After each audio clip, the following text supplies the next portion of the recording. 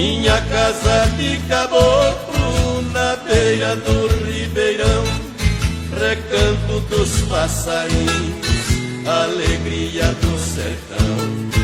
Ali eu tenho de tudo, que Deus tenha proteção.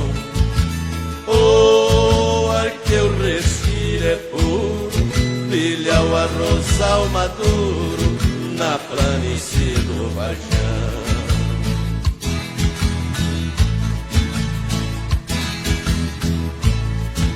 Tenho cachorro de caça, espingarda cartucheira, o paiol cheio de milho, 18 vacas leiteiras, um cavalo vão de sela, que é tratado na cocheira. Mantimento com fartura, lata cheia de gordura, guardada na prateleira.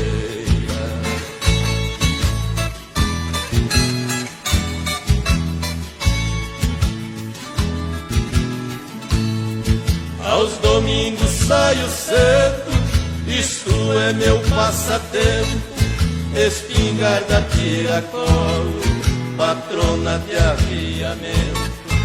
Os cachorros estão na trela, pulam de contentamento. Estrelos americanos, que no rastro saio urrando, na espera fico atento.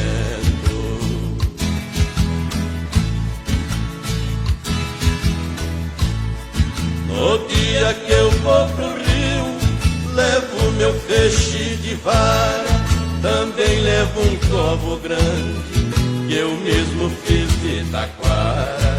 Eu tenho um poço cevado, só pra pegar piabara. Se a noite não dá peixe, eu tiro este desfeche, contemplando as capivaras.